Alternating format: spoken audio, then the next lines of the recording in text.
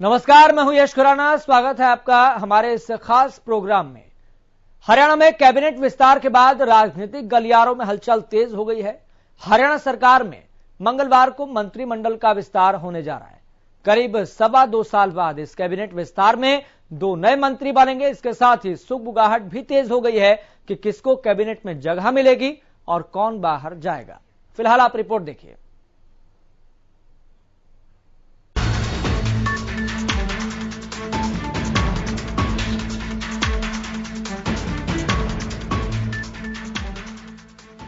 हरियाणा में एक बार फिर सियासी हलचल तेज हो गई है। हरियाणा सरकार 28 दिसंबर को कैबिनेट विस्तार करेगी। वहीं कल शाम 4 बजे राज्य मंत्रिमंडल के नए मंत्रियों का शपथ ग्रहण समारोह भी हो सकता है। यह जानकारी सीएमओ की तरफ से दी गई है। दरअसल राज्य के मुख्यमंत्री कार्यालय की तरफ से ट्वीट कर बताया गया है कि 28 दिसंबर को शाम 4 बजे राज्य भवन में हरियाणा कैबिनेट का विस्तार किया जाएगा और शाम 4 बजे नए मंत्री शपथ लेंगे। कैबिनेट विस्तार पर मोहर लगने के बाद कई मंत्री कैबिनेट में शामिल होने का सपना देखने लगे हैं। कयास लगाए जा रहे हैं कि पलवल से विधायक दीपक मंगला बीजेपी कोटे से और टोहाना से विधायक देवेंद्र बबली का मंत्री बनना लगभग तय माना जा रहा है। लेकिन ये तस्वीरें कल शाम 4 बजे उस समय साफ हो पाएंगी जब मंत्रियों को शपथ दिलवाई जाएगी। साथ ही इस बात से भी पर्दा उठ जाएगा कि कौन मंत्री कैबिनेट में शामिल होगा और कौन बाहर जाएगा। Bureau report, Haryana news.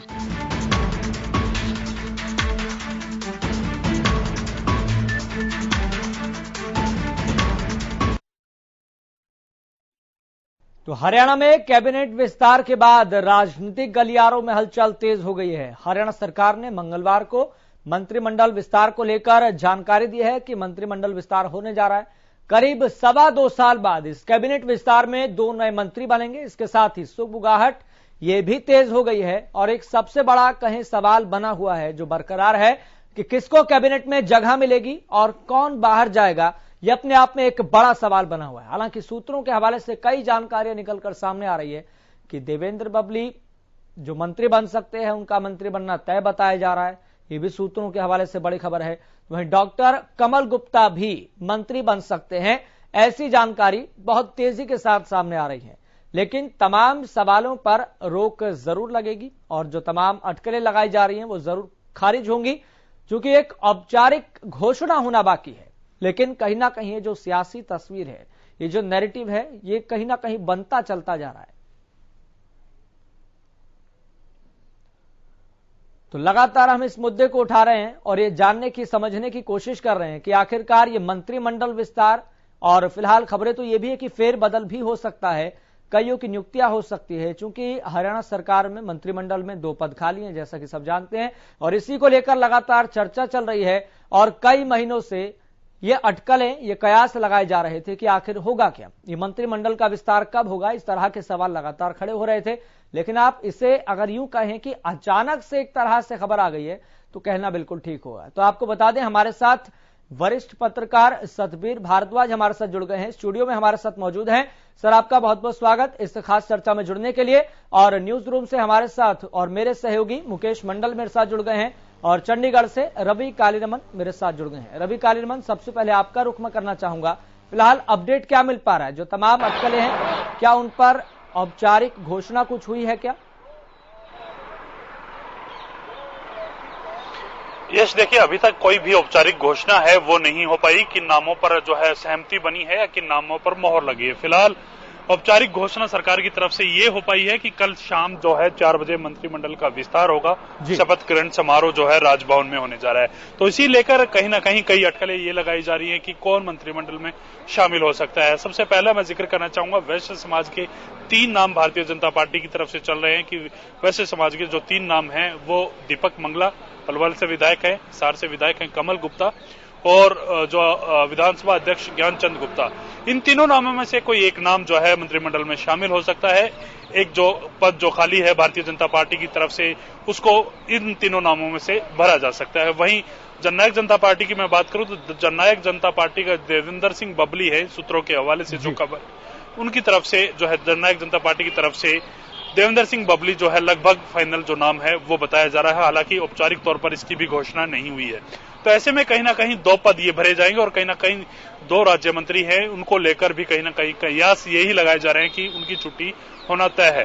और ऐसे में किन किन राज्य मंत्री की छुट्टी होती है, किन किन नए राज्य मंत्री जो है उनकी जगह जो है टीम में शामिल होते हैं मुख्यमंत्री की, तो ये देखने वाली बात रहेगी। ये औपचारिक घोषणा के बाद जो है वो पता चल सकता है। ऐसे में तमाम जो मंत्री हैं उनके विभाग बदलने के आसार पूरे नजर आते हैं कि किस मंत्री की किस विभाग के साथ कैसी ट्यूनिंग रही है, उनका कामकाज कैसा रहा है, लेखा जोखा वो तैयार है।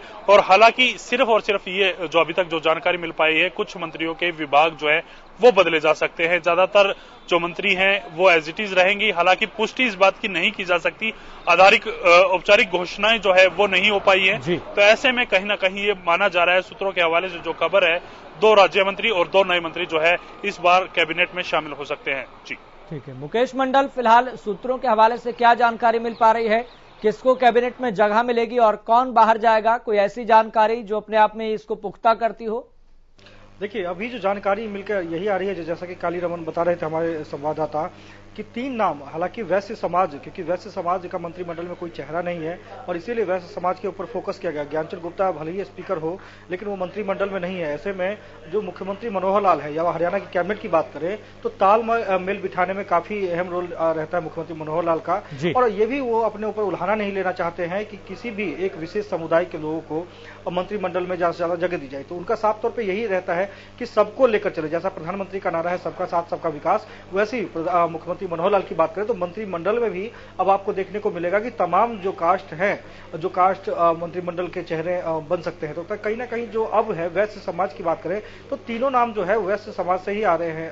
हालांकि ज्ञानचंद गुप्ता की बात करें, स्पीकर है, 2 बार से विधायक रह चुके हैं। डॉक्टर कमल गुप्ता की बात करें हम तो हिसार से विधायक है, काफी दिग्गज नेता है बीजेपी के। और बीजेपी के बात करें तो उनका जो सिस्टम है वो ठीक है, क्योंकि उनकी जो पहुंच आ रहा है कमान तक है। और बात की जाए तो जो बीजेपी के जो दिग्गज नेता है वो भी डॉक्टर कमल गुप्ता को जानते हैं और अच्छी ढंग से जानते हैं, क्योंकि उन्होंने पार्टी के लिए और संगठन के लिए काम किया। और जो तीसरा नाम आ रहा है, जो बात करें दीपक मंगला की, तो उन्होंने करण दलाल जो एक बड़े दिग्गज नेता है कांग्रेस के, उनको पिछले चुनाव में उन्होंने हराया है। तो कहीं ना कहीं ये 3 नाम है जो तीनों नामों के ऊपर मुहर लग सकती है। और ये 3 नाम खास तौर पर वैश्य समाज से ही आते हैं और वैश्य समाज का चेहरा कोई है नहीं मंत्रिमंडल में, तो एक वैश्य समाज का चेहरा हो सकता है इन तीनों में से कोई। लेकिन देवेंद्र बबली की बात करें तो उन्होंने इससे पहले देखा, उन्होंने नाराजगी कई बार जता चुके हैं, वो खुलकर बोल चुके हैं। और हो भी क्यों ना, क्योंकि वो जो बीजेपी के मौजूदा उस समय के प्रदेश अध्यक्ष थे सुभाष बराला, उनको उन्होंने शिकस्त दी थी। और चुनाव से पहले जब हम बात करें निशान सिंह की, जो प्रदेश अध्यक्ष हैं जेजेपी के, उनको उन्होंने ऑफर किया था कि आप आइए और इस सीट से चुनाव लड़िए। हालांकि एक बार विधायक रह चुके हैं निशान सिंह, और ऐसे में जो बात करें देवेंद्र सिंह बबली की, तो उनको उन्होंने पार्टी में ज्वाइन करवाया और चुनाव लड़वाया। और आप देखें, आप रिजल्ट सामने सबके सामने था कि वो जीत कर आए। तो कहीं ना कहीं प्रबल दावेदार माने जा रहे देवेंद्र बबली। हालांकि ये सूत्रों के हवाले से खबर है, कयास लगाए, लेकिन बात ये तो तय है कि ऊपर आला हाईकमान से मुहर लग चुकी है, क्योंकि मुख्यमंत्री मनोहर लाल का कई बार दौरा रह चुका है दिल्ली का। और कई बार जब हमने भी उनसे सवाल किए कि मंत्रिमंडल का विस्तार कब होगा, तो उन्होंने कहा सही समय आने पे आपको पता लग जाएगा और मंत्रिमंडल का विस्तार होगा। और ऐसे में सीएमओ की तरफ से एक ट्वीट आता है कि कल 4 बजे राजभवन है, वहां पे जो मंत्रिमंडल का विस्तार किया जाएगा। मंत्रिमंडल के जो नए लोग शामिल होंगे मंत्रिमंडल में, उनका शपथ ग्रहण समारोह होगा। हालांकि जो 2 नाम बताए जा रहे हैं राज्य मंत्री के, जो हो सकते हैं उनकी जो सीटें हैं वो हट सकती है, उनको मंत्रिमंडल से हटाया जा सकता है। तो ऐसे मुकेश, वो 2 राज्य मंत्री कौन हो सकते हैं, क्या ये जानकारी मिल पा रही है, क्योंकि अपने आप में बड़ा सवाल है?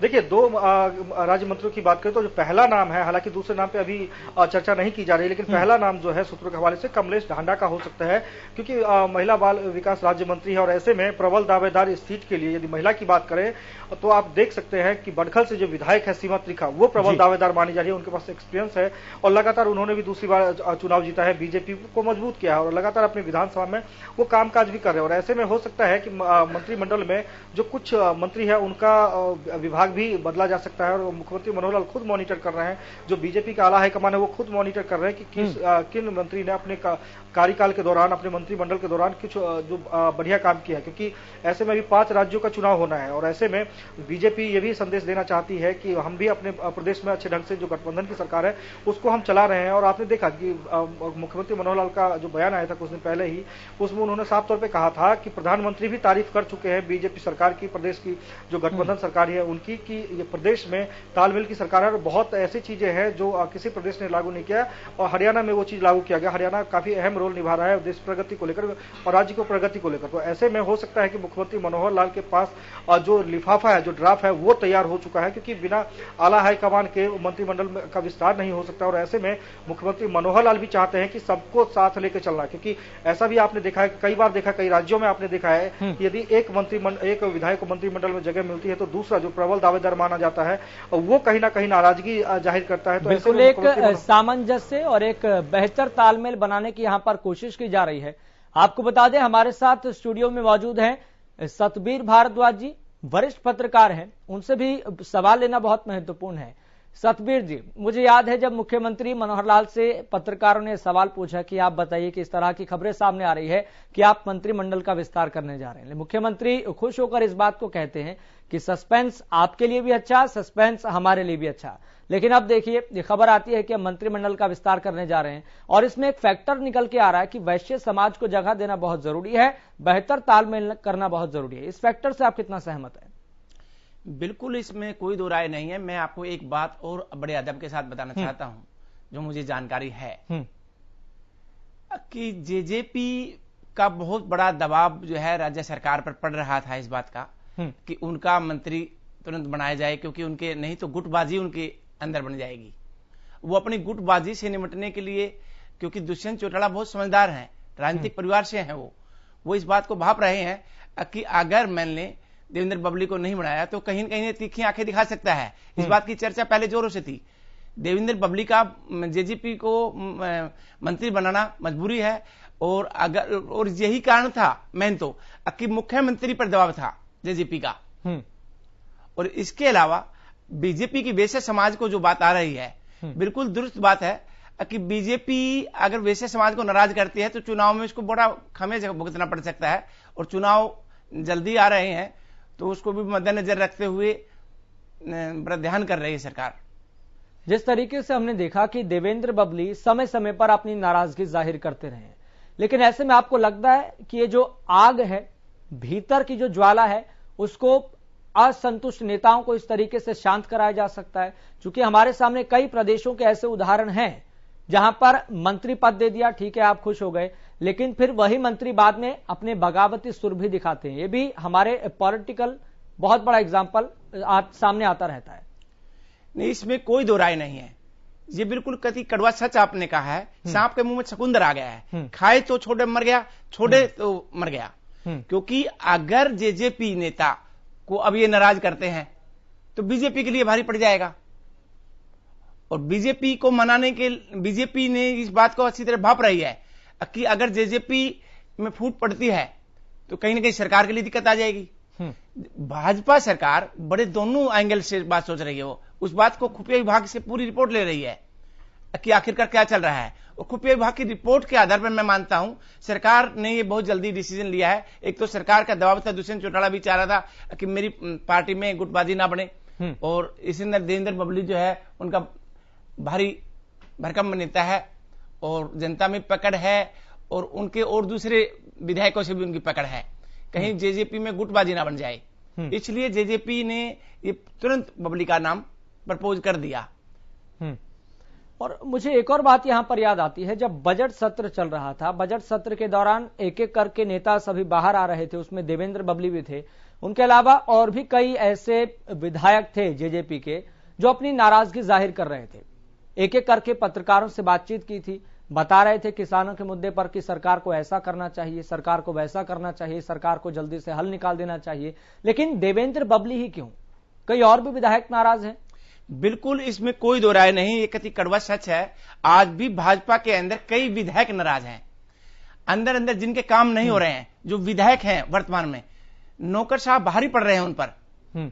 आज की डेट में कड़वा सच ये हरियाणा के अंदर है कि नौकरशाह भारी पड़ रहे हैं, अधिकारी बेलगाम हो रहे हैं और यही कारण है कि भाजपा के अंदर भी कहीं ना कहीं बीजेपी के नेताओं में एक बड़ी नाराजगी चल रही है। और ये वैश्य समाज को तो अग्रवाल जो व्यापारी समाज है इसको अपने कॉन्फिडेंस में लेना चाहते हैं, लेकिन उसके बावजूद पहले भी मैं बता रहा हूं बीजेपी नेताओं के ज्यादा काम नहीं हो पा रहे हैं, क्योंकि कहीं ना कहीं ये तय है कि नौकरशाह जो है वो इनकी बातों को तवज्जो नहीं दे पा रहे हैं। जिस प्रकार से पहले चौटाला सरकार भी होती थी और भी देखी हमने सरकारें, लेकिन नौकरशाह पर लगाम होनी चाहिए। वो लगाम ढीली होने की वजह से इनकी सरकार में अंदर अंदर खिचड़ी पक रही है।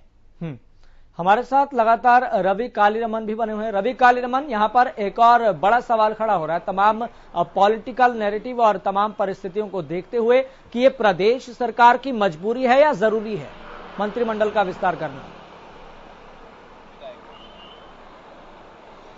बिल्कुल, देखिए दोनों सी बात है यश। जिस प्रकार से लगातार मजबूरी और जरूरी की आपने जो बात की, कहीं ना कहीं जरूरी इसलिए है कि उनकी दो जो है सीटें खाली हैं और कहीं ना कहीं अपने जो विधायक हैं उनको कहीं ना कहीं जो है जो मंत्री बनाना है या फिर उनको ज्यादा से ज्यादा जो विभाग जो है वो वितरित किए जाए। ज्यादा से ज्यादा एक मंत्री के पास 10 से 11 विभाग हैं, एक मंत्री के पास 7 विभाग हैं, 8 विभाग हैं, तो ऐसे में कुछ ना कुछ डिस्ट्रीब्यूशन और हो जाए। एक मंत्रिमंडल विस्तार करना, किस प्रकार से कोई मंत्री काम कर रहा है, किस प्रकार से कौन से विभाग में वो शामिल ठीक बैठ सकता है, तो ऐसे में ये जरूरी इसलिए भी हो जाता है और मजबूरी इसलिए भी हो जाता है कि कुछ जो विधायक हैं वो मंत्री की चाह में होते हैं। अगर जब मंत्रिमंडल की बात आती है, विस्तार की बात आती है, तो कहीं ना कहीं वो दवे सवर में ही क्यों ना सही वो अपने जो मुखिया हैं उनको आवाज पहुंचाते हैं कि हमें अब मंत्रिमंडल विस्तार चाहिए, हमें कहीं ना कहीं अब मंत्रिमंडल में शामिल करना चाहिए। तो ये दोनों सी बात है, जरूरी भी होता है और मजबूरी भी होती है कहीं ना कहीं सरकार के लिए, मुख्यमंत्री के लिए। तो ये जिस हिसाब से अब जो मंत्रिमंडल जो विस्तार होना जा रहा है, कहीं ना कहीं उसके लिए ये था कि 2 जो है कैबिनेट मिनिस्टर रैंक के जो पद थे वो खाली थे, अब उनको भरा जाएगा। अब जो जिस मंत्री के पास ज्यादा विभाग थे उनसे लेकर उन मंत्रियों में वो डिस्ट्रीब्यूट किए जाएंगे। तो ऐसे में काम करने का जो समीकरण होते हैं या काम करने का जो ढंग था वो इजली से जो है तमाम जो मंत्री हैं वो प्रॉपर ढंग से वो काम वहां काम कर सकते हैं। अब एक मंत्री के पास 15 विभाग हो या 10 विभाग हो या 7 विभाग हो और वो एक मंत्री के पास 3 से 4 विभाग हो तो वो इजिली काम कर सकता है। ज्यादा विभागों में अगर बात करें तो वो काम नहीं हो पाता, उस हिसाब से उनकी देखरेख जो होनी चाहिए वो नहीं हो सकती। तो ऐसे में कहीं ना कहीं ये जरूरी है और इसी चीज को चलते कहीं ना कहीं ये मंत्रिमंडल विस्तार जो है वो किया जा रहा है। हालांकि देवेंद्र सिंह बबली की तरफ से जो जिस प्रकार से इच्छा जताई जा रही थी लंबे समय से उनको मंत्री बनाया जाए, तो फिलहाल जो चर्चाएं आ रही हैं कि सूत्रों के हिसाब से जो चर्चा है उनका नाम लगभग फाइनल हो चुका है। और कहीं ना कहीं दूसरा जो नाम है कमल गुप्ता वैश्य समाज से, उनका भी लगभग नाम फाइनल माना जा रहा है। हालांकि औपचारिक घोषणा कब होती है कब नहीं इस पे डिपेंड करेगा, क्योंकि इन्विटेशन जब तमाम जो मंत्रियों को जाएंगे लगभग आज रात 8 से 9 बजे का समय बताया जा रहा है कि 8 से 9 बजे के आसपास तमाम जो मंत्री हैं उनके पास इन्विटेशन पहुंच जाएंगे कि आपको अब मंत्रिमंडल में शामिल किया जा रहा है, आप इस समय अपनी फैमिली को लेकर जो है राजभवन पहुंच सकते हैं। तो तमाम जो चीजें 8 से 9 बजे के आसपास जो क्लियर होने की अनुमान जो है वो जो सूत्रों के हवाले से खबर आ रही है ऐसी खबर आ रही है। जी मुकेश भी हमारे साथ लगातार बने हुए। मुकेश, नए साल का तोहफा प्रदेश में किन विधायकों को मिल सकता है? बीजेपी के कोटे से किसे और जेजेपी के कोटे से किसे? देखिए, बिल्कुल नए साल का तोहफा कह सकते हैं। हालांकि पब्लिक की डिमांड भी थी कि क्योंकि सरकार भी चाहती है जो मंत्रालय खाली मुकेश है। मैं आपको माफी के साथ रोकना चाहूंगा, हमारे साथ जेजेपी विधायक राम कुमार गौतम जुड़ गए हैं। राम कुमार जी, आपका सबसे पहले बहुत बहुत स्वागत। राम कुमार जी, आप हमारी आवाज सुन पा रहे हैं? हाँ, सुन रहे हो। राम कुमार जी, आपका बहुत बहुत स्वागत। Thank you. किस तरीके से आप पूरे पॉलिटिकल सिनेरियो को देख रहे हैं? जब पत्रकारों ने मुख्यमंत्री से आज से तकरीबन 15 से 20 दिन पहले सवाल पूछा था कि मंत्रिमंडल का आप विस्तार करने जा रहे हैं, मुख्यमंत्री ने कहा था कि सस्पेंस आपके लिए भी बरकरार रहे, सस्पेंस हमारे लिए भी बरकरार रहे तो ज्यादा बेहतर है। लेकिन जेजेपी से किसे आप मंत्री बनाने जा रहे हैं, क्या खबरें निकलकर सामने आ रही है? अरे भाई, मेरा इन बातों से कोई वास्ता नहीं है भाई। ये किसी ऐसे आदमी से पूछो जिसका मंत्रिमंडल में कोई रुचि हो या कोई वास्ता हो किसी बात से। मेरा इन बातों से कोई वास्ता नहीं है। नहीं राम कुमार जी क्यों? आप जेजेपी विधायक हैं, आपका सरोकार नहीं है क्या? क्या आपको इस बात में दिलचस्पी नहीं है? बन गया विधायक की कोई खास बात को नहीं भाई। लगता है आप भी नाराज हैं राम कुमार जी, आप भी नाराज हैं लग रहा है। कोई बात ही नहीं, मेरा कोई इंटरेस्ट नहीं है भाई। मैं तो वैसे ही बन गया गलती से एमएलए, कोई ऐसी बात नहीं है भाई। मेरा कोई इंटरेस्ट नहीं इन बातों में। कोई बनो ना बनो, मेरे कोई रुचि नहीं है किसी तरह की। No interest. लेकिन जननायक, चलिए राम कुमार जी ने फोन काट दिया है, लेकिन लग रहा है कि राम कुमार जी कहीं ना कहीं नाराज दिखाई दे रहे हैं। मुकेश, आप जानकारी दे रहे थे, अपनी बात को कंप्लीट कर सकते हैं कि आखिर 2022 का तोहफा बीजेपी के कोटे से किसको मिल सकता है, जेजेपी के कोटे से किसको मिल सकता है? देखिए, एक चीज तो साफ है यस कि रामपुर गौतम का नाम नहीं है। हालांकि पहले से इनका आरोप था कि मुझे भी मंत्रिमंडल में जगह बनानी, मंत्री बनना है मुझे और मैं उस लायक हूं। लेकिन जिस तरह से उन्होंने अभी हमसे बात की तो ये तो साफ तौर पे है, उन्होंने साफ तौर पे कहते हैं कि गलती से वो विधायक बन गया। तो कहीं ना कहीं अब जो सिनेरियो है यही है कि जेजेपी से देवेंद्र बबली लगभग उनका नाम तय हो चुका है। जो ड्राफ्ट बना है सूत्रों के हवाले से उसमें उनका नाम है। बीजेपी की बात करें तो डॉक्टर कमल गुप्ता एक दिग्गज माहिर नेता है, माहिर राजनेता है। तो दो नाम लगभग तय हो चुके हैं। इन दोनों नामों को लेकर औपचारिक ऐलान अभी बाकी है। हालांकि जैसा कि हमारे सहयोगी रवि कालीरमन कह रहे थे कि 8 से 9 बजे का समय बताया जा रहा है जब उनको फोन जाएगा मुख्यमंत्री आवास से कि आप कल आइए, आपका स्वागत है और आप मंत्री पद की शपथ ले रहे हैं। तो कहीं ना कहीं ये भी चीजें निकल के आएगी और अब देखने वाली बात होगी। लेकिन वहीं एक चीज और है यश कि मुख्यमंत्री मनोहर लाल ये भी देख रहे हैं कि किसी मंत्री के ऊपर ज्यादा भार तो नहीं है और हो सकता है भार कम करते हुए मुख्यमंत्री मनोहर लाल अपने पास वो विभाग ले ले। लेकिन ये तमाम चीजें कयास लगाने वाली बात है क्योंकि मुख्यमंत्री मनोहर लाल को मंत्रिमंडल का विस्तार करना है। उनकी जिम्मेदारी भी बनती है कि 2 जो पद खाली है उसको जल्द से जल्द भरा जाए। और वो दिन आ गया, कल का वो समय आ गया 4 बजे का समय जब राजभवन में वहां पे शपथ ग्रहण समारोह होगा। 2 जो विधायक हैं, एक बीजेपी के और एक जेजेपी के, उनको नए साल का तोहफा मिलने जा रहा है। बिल्कुल मुकेश, बहुत बहुत शुक्रिया जानकारी साझा करने के लिए। रवि, आपका भी बहुत बहुत शुक्रिया जानकारी साझा करने के लिए। सतबीर जी, मेरा आखिरी सवाल आपसे यह है कि मंत्रिमंडल के समीकरण और विपक्ष का समीकरण कितना बिगड़ने वाला है? देखिए, मंत्रिमंडल में इन्होंने विस्तार कर रहे हैं और इसके साथ में अंदर अंदर जिस प्रकार से गौतम की भी आप सुन रहे हैं, कहीं न कहीं इनकी खिचड़ी पक रही है और इससे ब्राह्मण समाज जो है गौतम के पक्ष में जा रहा है कि आखिरकार ब्राह्मणों को जगह नहीं मिली है। इस बात की नो डाउट, इसमें कोई दो राय नहीं है कि गौतम जी माने ना माने कि मुझे जरूरत नहीं है, लेकिन चाहत सबको होती है। नहीं, वो तो अपनी नाराजगी जाहिर कर गए यहाँ पर। वो कह रहे मेरा कोई लेना देना ही नहीं है, मेरा कोई सरोकार नहीं है। हरियाणा में कहते हैं खिस्सावनी बिल्ली खम्बा नोचे। अब वो मजबूरी है उसके बेचारे की, वो क्या कहे, जिसको बना ही नहीं रहे हैं तो वो कहीं ना कहीं परेशान तो है। मतलब खिचड़ी ऐसी पक रही है और जाहिर सी बात है अगर जो नेता होता है उसकी अभिलाषाएं, उसकी आकांक्षाएं, उसकी हसरतें समय के साथ बढ़ती जरूर है। सतबीर जी, बहुत बहुत शुक्रिया बातचीत करने के लिए, अपना कीमती समय देने के लिए। तो आखिरकार वो दिन आ ही गया है जिसका बेसब्री से इंतजार था और जब भी पत्रकार ये सवाल मुख्यमंत्री मनोहर लाल से पूछते थे, मुख्यमंत्री का साफ तौर पर यह कहना होता था कि आप सस्पेंस बनाए रखिए, ये आपके लिए भी अच्छा है, ये हमारे लिए भी अच्छा है। लेकिन ये सस्पेंस अभी भी इसलिए बना हुआ है कि बीजेपी के कोटे से आखिरकार किसको जगह मिलने जा रही है और जननायक जनता पार्टी के कोटे से किसको जगह मिलने जा रही है। हालांकि औपचारिक घोषणा होना बाकी है, लेकिन सूत्रों के हवाले से लगातार खबरें सामने आ रही है। तो फिलहाल आप भी तमाम परिस्थितियों पर नजर बनाए रखिए, गौर कीजिए, इंतजार कीजिए। फिलहाल मुझे भी दीजिए इजाजत, देखते रहिए हरियाणा न्यूज।